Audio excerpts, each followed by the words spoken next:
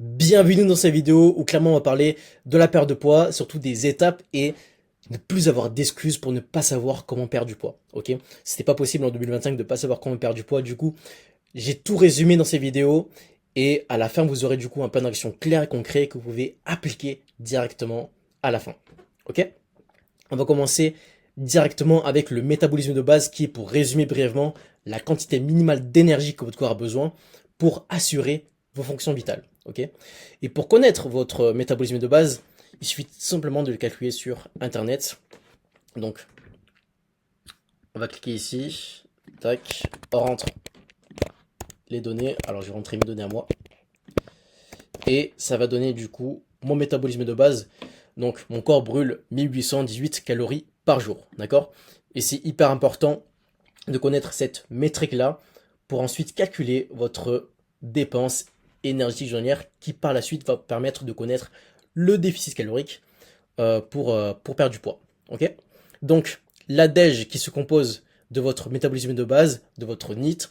Donc, la NEAT, c'est simplement les activités en dehors de votre pratique sportive. Donc, ça peut être la marche, la promenade en vélo, euh, le promenade avec le chien, faire le ménage, danser, etc. Vous avez aussi l'effet thermique des aliments et l'activité physique. Ok? Et pour connaître l'ADEJ, il suffit simplement de calculer votre niveau d'activité avec votre métabolisme de base. D'accord? Donc ici, vous avez les niveaux d'activité physique différents. Il suffit simplement de multiplier votre métabolisme de base avec le niveau d'activité physique qui vous correspond. Ok? Donc moi, je suis dans la catégorie très actif. Donc j'ai multiplié 1818 par 1,725. Ça fait 3136 calories par jour à consommer pour maintenir mon poids. Et ce qui compose du coup ma déj. Ok? Mais nous, ce qu'on veut, c'est perdre du poids. Et pour ça, il faut créer un déficit calorique, parce que pas de déficit, pas de perte de poids. Et tout simplement, j'ai fait 3136 moins 400, ce qui donne 2736 calories par jour à consommer pour que je puisse perdre du poids. Et le plus simple, c'est vraiment de le traquer sur une application comme MyFitnessPal, Yazio, LifeSum, Fat Secret, peu importe. Mais le but, c'est d'avoir la donnée sur une application pour mesurer votre évolution. D'accord? euh, Maintenant qu'on a le total calorique à respecter chaque jour, il suffit maintenant de connaître la répartition des différents macronutriments qui sont donc les protéines, les lipides et les glucides. Alors, attendez, je bois un petit peu. Ah, j'avais extrêmement soif. Donc, pour les protéines, on va viser 1,6 à 2 grammes par kilogramme de poids de corps. Les lipides, on va viser entre 0,8 et 1 gramme. Et les glucides, on va mettre le reste des apports. Vous allez comprendre pourquoi juste après. On va reprendre toutes mes données, encore une fois, pour que c'est vraiment compréhensible. Donc, 75 parce que je fais 75 kilos. J'ai multiplié par 1,8. Donc, on reste bien dans la tranche pour les protéines, ce qui fait 135 grammes de protéines à consommer par jour. Et pareil pour les lipides, ce qui fait donc 75 grammes de lipides par jour. Maintenant, ces données, en fait, elles sont hyper importantes parce que ça va permettre de connaître la conversion en kilocalories et enfin, ça va permettre de connaître la conversion en kilocalories en grammes et inversement. D'accord? Donc, ici, j'ai calculé les protéines en kilocalories, donc ce qui donne 540 kilocalories à consommer par jour. Et pareil pour les lipides. Maintenant, j'ai additionné les deux, et ce qui fait donc 1215 calories par jour en termes de protéines et de lipides. Mais comme je consomme 2736 calories par jour en déficit calorique, et que je connais maintenant la valeur en termes de protéines et de lipides par jour à consommer, il ne me reste plus qu'à trouver la valeur des glucides, donc j'ai plus qu'à soustraire, et ce qui donne 1521 kilocalories par jour en termes de glucides à consommer.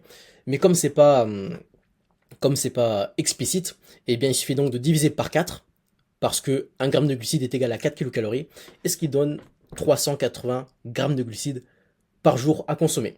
Donc ça, ce sont les données que je dois rentrer dans l'application pour que je puisse savoir exactement comment mesurer mon évolution. Ok? Maintenant qu'on a ça, il suffit simplement de choisir les meilleurs aliments pour la perte de poids. Je vais pas rentrer dans les détails, franchement, il y a juste à prendre une source de protéines, une source de glucides, une source de lipides, surtout une source que vous aimez, c'est hyper important. Après, pour la pâte douce et les pommes de terre, c'est on va dire, à privilégier parce que c'est quand même moins calorique que le riz ou les pâtes. Et c'est surtout plus volumineux, donc ça prend beaucoup plus de place dans l'estomac. Et vous aurez davantage de satiété. Donc c'est mieux. Enfin, c'est mieux. C'est relatif. Mais ça veut pas dire non plus qu'il faut négliger le riz ou les pâtes. Mais en tout cas, c'est bien si vous mangez beaucoup et que que vous voulez être rassasié. Voilà. Maintenant, pour ce qui est de la diète en question, alors là, j'ai mis ce que je mangeais juste en exemple pour vous donner un ordre d'idée. Mais ce qui est hyper important de comprendre, c'est qu'il faut que vous fassiez une diète que vous aimez, une diète que vous adorez, que vous kiffez, parce que c'est comme ça que vous allez tenir sur le très long terme. Vous voyez clairement que, par exemple, pour le déjeuner ou le dîner, il y a une source de protéines, une source de fibres à chaque repas, vraiment pour le côté satiété surtout, et aussi pour le côté micronutriments. Il n'y a pas besoin vraiment de rentrer dans les détails, mais le plus important, c'est vraiment de que vous fassiez quelque chose que vous aimez, et c'est comme ça que vous allez tenir. Ok? Maintenant, parlons de la maintenance optimisée. Là, c'est hyper important d'ajouter du confort en fait dans votre déficit parce que quand on pense à déficit, quand on pense à perte de poids, on pense souvent à régime et à privation alors que c'est pas du tout le cas. Clairement, vous pouvez manger beaucoup et perdre du poids et vous pouvez faire ça tout simplement en vous dépensant davantage. C'est pour ça qu'il faut augmenter vos nombres de pas à faire chaque jour. Donc si vous visez par exemple 8000 à 12 000 pas par jour, vous pouvez déjà augmenter votre apport calorique de 300 à 500 calories de plus sur votre diète. Et c'est pour ça que je mange du coup 2736 en déficit, parce que justement j'ajoute davantage de pas dans mon quotidien, parce que si je faisais vraiment zéro pas dans la journée, j'allais manger 2200 voire 2300 calories par jour, ce qui n'est pas possible pour moi, parce que je mange beaucoup et j'ai besoin d'avoir un certain budget calorique au quotidien pour rester en forme, pour continuer à performer dans mes entraînements et surtout pour, comment dire, pour kiffer ma vie tout simplement. Donc voilà, c'est hyper important d'ajouter des pas à faire chaque jour pour ajouter du confort dans votre process. Ok? Pour ce qui est de l'entraînement, alors j'ai fait une vidéo par rapport à ça. Si vous avez un emploi du temps chargé, donc j'ai fait une vidéo sur comment t'organiser pour t'entraîner malgré un planning chargé, qui est juste ici, ok? Donc vous pouvez la regarder directement. Donc ouais, vous pouvez clairement trouver 3 heures dans votre semaine pour vous entraîner. Et pour ça, la vidéo est là pour ça. Maintenant, concernant le sommeil, c'est hyper important d'avoir un bon sommeil de qualité pour réguler les hormones, réduire le cortisol, optimiser la récupération et limiter la perte de muscle. Et ce qui aide vraiment pour avoir un sommeil de qualité, c'est vraiment se coucher aux mêmes heures, ok? Donc, je sais pas, vous vous couchez, admettons, à 22 heures, vous vous levez à 6 heures par exemple. Vraiment se coucher aux mêmes heures, vous allez garder un bon rythme. Voilà. On arrive sur la fin de la vidéo, mais il y a deux choses essentielles à comprendre et qui sont à prendre en compte. C'est que on pense pas assez à l'environnement et à l'état d'esprit.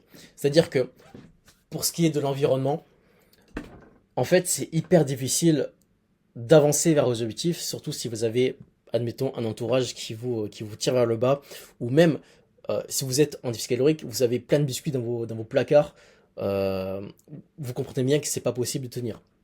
Donc, mettez un environnement qui soit sain, vous avez un cadre qui est propice à votre évolution, et c'est comme ça qu'en fait, vous allez réussir davantage votre perte de poids, et le process sera beaucoup plus simple. Je vous le garantis, le process sera tellement plus simple si votre environnement est sain et vous tire vers le haut si on parle de votre entourage, par exemple. Ok? Et concernant votre état d'esprit, soyez convaincu que ça va marcher. Si vous n'êtes pas convaincu que vous n'allez pas réussir, vous n'allez pas réussir, concrètement. Donc, soyez sûr de ce que vous faites marche, soyez sûr de ce que vous faites va fonctionner et vous allez avoir des résultats. Ok? Pour ce qui est de la deuxième chose à prendre en compte, donc soit régulier et pas parfait, il y aura des jours où vous allez peut-être pas respecter ce que vous faites, donc pas respecter votre total calorique, vous allez skipper votre séance et vous allez vous sentir mal. Et le pire truc à faire, c'est vraiment de se dire foutu pour foutu, j'arrête tout ce que j'ai fait, je perds la motivation, vraiment je reviens à la case départ. Vraiment, c'est le pire truc à faire.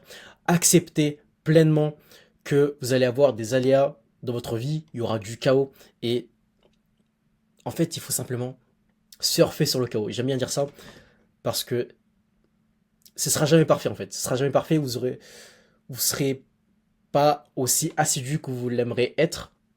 Et surtout, le but c'est vraiment d'être à 80% du temps constant. Et chercher la perfection, en fait, c'est vraiment chercher à tout contrôler parfaitement, à avoir cette maîtrise que vous n'avez pas du tout.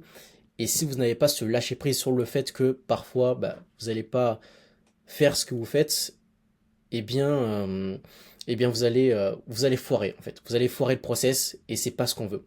Donc le but, c'est vraiment, bah, si vous respectez pas votre total calorique, si vous skippez votre séance, comprendre pourquoi vous l'avez fait et après vous ajustez le tir le plus rapidement possible, mais tout en étant détaché et il ne faut absolument pas culpabiliser parce que vous avez raté, voilà, vous avez raté une séance, ok? Mais comprenez pourquoi vous l'avez raté et ajustez le tir le plus rapidement possible.